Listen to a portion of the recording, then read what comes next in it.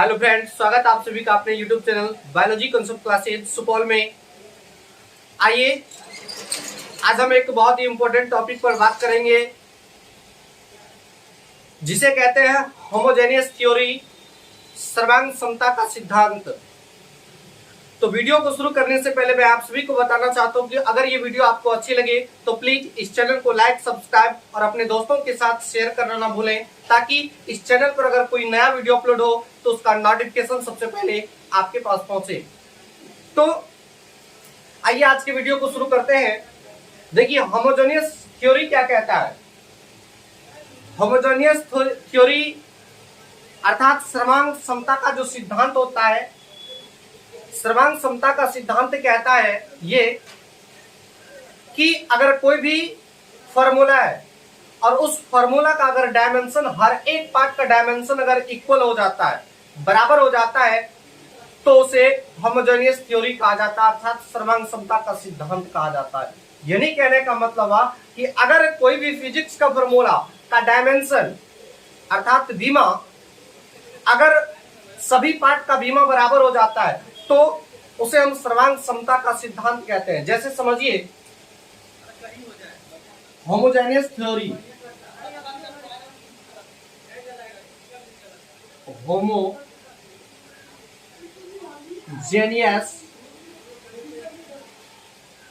Theory, सर्वांग समता का सिद्धांत, सर्वांग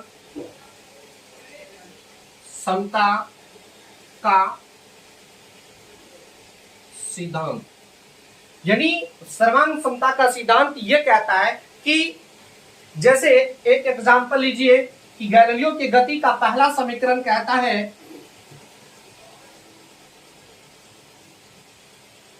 कि v बराबर u प्लस एटी।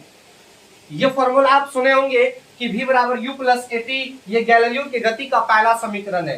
तो होमोजेनियस थ्योरी अर्थात सर्वांग समता का सिद्धांत ये कहता है कि जब कोई भी फॉर्मूला, ये गैलीलियो की गति का पहला समीकरण है, और होमोजेनियस थ्योरी ये कहता है कि जब फिजिक्स के फॉर्मूला का, जैसे देखिए इसमें तीन पार्ट है, पहला पार्ट ये है, दूसरा पार्ट ये है और तीसरा पार्ट ये है। अगर इस तीनों पार्ट का डायमेंशन अगर बराबर हो जाता है, अगर अर्थात बीमा अगर बराबर हो जाता है तो उसे हम कहते हैं होमोजेनियस थ्योरी। तो देखिए कि क्या यह तीनों पार्ट का इसका डायमेंशन बराबर है या नहीं है। तो देखिए भी ये अंतिम वेग है, तो अंतिम वेग का मात्रक होता है मीटर पर सेकेंड, मीटर पर सेकेंड। यू, ये भी एक प्रकार का वेग, ये प्रारंभिक वेग, इसका भी होगा मीटर पर सेकेंड। और ये है ए, मतलब एक्सीलरेशन, जिसको हम त्वरण पिछले वीडियो में बताए थे। तो त्वरण का मात्रक होता है मीटर पर सेकेंड स्क्वायर, और समय का मात्रक हम बताए थे सेकेंड।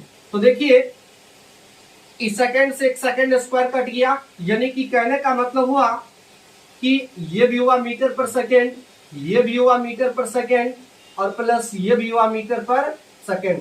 यानी कि देखिए इस तीनों पार्ट का यूनिट क्या है, ये अभी तक यूनिट ही है, ये भी क्या है, यूनिट है। लेकिन यूनिट तक नहीं जाना है, हमको जाना है कहां तक, डायमेंशन तक। डायमेंशन अगर तीनों पार्ट का अगर इक्वल होगा तो ऑटोमेटिक क्या होगा, ऑटोमेटिक इस सभी पार्ट का डायमेंशन क्या हो जाएगा, बराबर हो जाएगा। और अगर यूनिट अगर इक्वल हो जाता है सभी पार्ट का तो डायमेंशन बराबर होगा, ये ऑटोमेटिक होता है। तो देखिए मीटर पर सेकेंड, यानी कि तीनों पार्ट का यूनिट क्या हो गया, बराबर हो गया। देखिए मीटर की बीमा क्या होता है, एल होता है, और सेकेंड की बीमा टी। फिर आइए मीटर की बीमा एल, सेकेंड की बीमा टी। फिर आइए मीटर की बीमा एल और सेकेंड की बीमा टी। अब अगर हम बताए थे पिछले वीडियो में कि बीमा यह कहता है कि नीचे कभी एक्सेप्ट नहीं करता या ऊपर जाना पसंद करता, तो अगर ये टी ऊपर जाएगा तो क्या हो जाएगा, यानी कि एल टी पर पावर -1, क्या हो जाएगा, एल टी पर पावर -1। ये भी हो जाएगा एल टी पर पावर -1, ये भी हो जाएगा एल टी पर पावर -1। तो आप क्या देख रहे हैं कि देखिए तीनों पार्ट का डायमेंशन क्या है बराबर, इसका भी LT इनवर्स है, इसका भी LT इनवर्स है और इसका भी LT इनवर्स है। और होमोजेनियस थ्योरी यही कहता है कि अगर किसी भी फॉर्मूला का डायमेंशन, हर एक पार्ट का डायमेंशन अगर इक्वल हो जाता है, बराबर हो जाता है, तो उसे हम कहते हैं होमोजेनियस थ्योरी अर्थात सर्वसम्मतता का सिद्धांत। तो ये था गैलीलियो की गति का पहला समीकरण। गैलीलियो के गति का दूसरा समीकरण क्या है? गैलीलियो की गति का दूसरा समीकरण है S बराबर ut plus half A T square.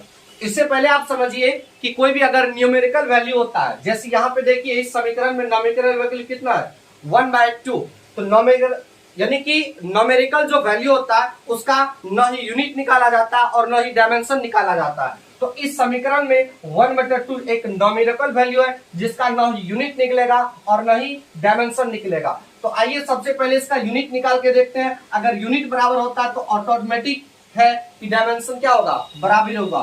तो देखिए एस को, एस का मतलब हुआ डिस्टेंस, दूरी, तो दूरी का मात्रक क्या होता है मीटर, यू प्रारंभिक वेग है तो इसका मात्रक क्या होगा मीटर पर सेकंड। ये टी का मतलब हुआ समय, समय का मात्रक होता है सेकंड और इसका मात्रक नहीं निकलेगा क्योंकि यह एक न्यूमेरिकल वैल्यू है। ए का मतलब होता है एक्सीलरेशन, और बताए थे पिछले वीडियो में कि त्वरण का मात्रक होता है मीटर पर सेकंड स्क्वायर। और ये है समय, समय का मात्रक होता है सेकंड और समय पे टी पर स्क्वायर, इसलिए यहाँ पे हो जाएगा एस पर स्क्वायर। अब देखिए ये स्क्वायर और ये स्क्वायर कट गया तो क्या हो गया मीटर, और ये एस कट गया तो बराबर हो गया मीटर बराबर मीटर प्लस मीटर। यानी कि आप देखें कि इसका भी, यानी कि गैलीलियो के गति का दूसरा समीकरण होता है, इसका भी यूनिट क्या होता है सेम होता है, यानी बराबर है। और अगर यूनिट इसका बराबर है तो डायमेंशन भी क्या होगा बराबर होगा। जैसे मीटर का विमा होता है L, क्या होता है L, तो यहां भी मीटर की विमा हो जाएगा L, यहां भी मीटर का विमा क्या हो जाएगा L। तो आप क्या देख रहे हैं कि अगर इस गैलीलियो की गति का दूसरा समीकरण का अगर यूनिट बराबर है तो डायमेंशन भी क्या हो गया। देखिए डायमेंशन हर एक पार्ट का, तीनों पार्ट का बराबर है, इस पार्ट का भी डायमेंशन बराबर है, इस पार्ट का भी और इस पार्ट का भी। तो देखिए ये भी तीनों भी आपस में क्या है बराबर है।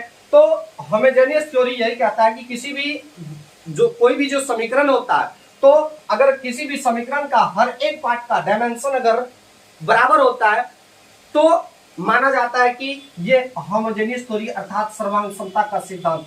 हमें कैसे पता चलता है कि ये समीकरण सही है? इसी से पता चलता है अगर इस पार्ट का डायमेंशन अगर बराबर होता है, तो अगर डायमेंशन बराबर होगा तो हमें पता चल जाता है कि यह समीकरण जो है एस बराबर UT plus half T square, यह समीकरण क्या है सही है। तो यह था गति का गैलीलियो का दूसरा समीकरण। अब आइए गैलीलियो के गति का तीसरा समीकरण क्या कहता है। तीसरा समीकरण कहता है वी स्क्वायर बराबर यू स्क्वायर प्लस 2as। यह है गैलीलियो की गति का तीसरा समीकरण। और यह समीकरण कैसे हमें पता चलेगा कि सही है अर्थात करेक्ट है या गलत है? तो सबसे पहले हम इसका यूनिट निकालेंगे और यूनिट निकालने के बाद इसका डायमेंशन निकालें। अगर इसके सभी पार्ट का डायमेंशन, अगर इस पार्ट का भी डायमेंशन, इस पार्ट का भी डायमेंशन और इस पार्ट का भी डायमेंशन, अगर तीनों पार्ट का डायमेंशन आपस में बराबर हो जाता है तो हम समझ जाते हैं कि यह इक्वेशन क्या सही है, अर्थात यह गैलीलियो की गति का जो तीसरा समीकरण है यह क्या होगा सही होगा। तो आइए सबसे पहले इसका भी मान निकालते हैं। तो यह अंतिम वेग यानी v बराबर, तो हम बताए थे इसका मात्रक होता है मीटर पर सेकेंड, लेकिन यहां पे देखिए मीटर पर सेकेंड पर v पर स्क्वायर है ना, तो इसलिए यहां पे क्या हो जाएगा मीटर पर सेकेंड स्क्वायर बराबर u पर स्क्वायर है, तो यहां भी क्या हो जाएगा मीटर पर सेकेंड स्क्वायर प्लस 2। ये एक न्यूमेरिकल वैल्यू है, इसका कोई डायमेंशन नहीं यूनिट निकलेगा।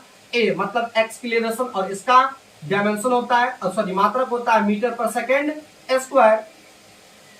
और समय का मात्रक क्या होता है मतलब वह डिस्टेंस, और डिस्टेंस का मात्रक होता है m, मीटर क्या होता है मीटर। तो अब आइए देखिए अगर m यानी कि मीटर बटा सेकेंड पर होल स्क्वायर है तो इसका मतलब क्या हो जाएगा यानी कि मीटर स्क्वायर बटा सेकेंड स्क्वायर, ये भी हो जाएगा मीटर स्क्वायर बटा सेकेंड स्क्वायर। और ये m से अगर m गुना होगा तो क्या होगा मीटर स्क्वायर बटा सेकेंड स्क्वायर नीचे में आई। तो आप क्या देख रहे हैं कि इसका यूनिट क्या इक्वल है, यानी कि हर एक तीनों पार्ट का v square you square plus 2s तीनों पार्ट का यूनिट क्या बराबर है, इसका भी मीटर स्क्वायर पर सेकेंड स्क्वायर है, इसका भी मीटर स्क्वायर पर सेकेंड स्क्वायर है, और इसका भी मीटर स्क्वायर पर सेकेंड स्क्वायर है। अब इसका हम डायमेंशन निकालते हैं। डायमेंशन क्या होता है, मीटर की विमा होता है एल, यानी एल पर इनवर्स, बट सेकेंड का विमा होता है टी पर क्या होता है, इनवर्स। अब ये भी देखिए, यहां भी होगा एल स्क्वायर बटा टी स्क्वायर, यहां भी होगा एल स्क्वायर बटा टी स्क्वायर। तो अगर इसको ऊपर करेंगे, क्या करेंगे, ऊपर करेंगे तो होगा एल स्क्वायर टी पर पावर -2 बराबर एल स्क्वायर टी पर पावर -2, और ये भी होगा एल स्क्वायर टी पर पावर -2। यानी आप क्या देख रहे हैं कि इस तीनों पार्ट का यूनिट भी क्या बराबर है, और अगर यूनिट बराबर होगा तो डायमेंशन भी क्या होगा, बराबर होगा। देखिए इसका भी वही है, L T minus square L square T minus square, इसका भी L square T minus square, इसका भी L square T minus square. यानी कि होमोजेनियस थ्योरी कहता है कि किसी भी फॉर्मूला का, किसी भी समीकरण का जो पार्ट होता है वो हर एक पार्ट का अगर डायमेंशन इक्वल होता है, यानी कि विमा अगर बराबर होता है, तो उसे हम कहते हैं होमोजेनियस थ्योरी। तो आप समझे कि अच्छी तरह से कि होमोजेनियस थ्योरी क्या होता है, किसी भी समीकरण का जो पार्ट होता है, यानी उस हर एक पार्ट का अगर डायमेंशन बराबर होता है तो उसे हम कहते हैं होमोजेनियस थ्योरी। और किसी भी फॉर्मूला को चेक करने का सही तरीका यही होता है कि अगर उस फॉर्मूला का डायमेंशन, हर एक पार्ट का डायमेंशन अगर बराबर होता है तो उसे हम क्या कहते हैं, उसे हम कहते हैं कि यह फॉर्मूला क्या करेक्ट है, यानी कि वह फॉर्मूला क्या सही है। तो आज का वीडियो यही तक, मिलेंगे हम नेक्स्ट वीडियो में।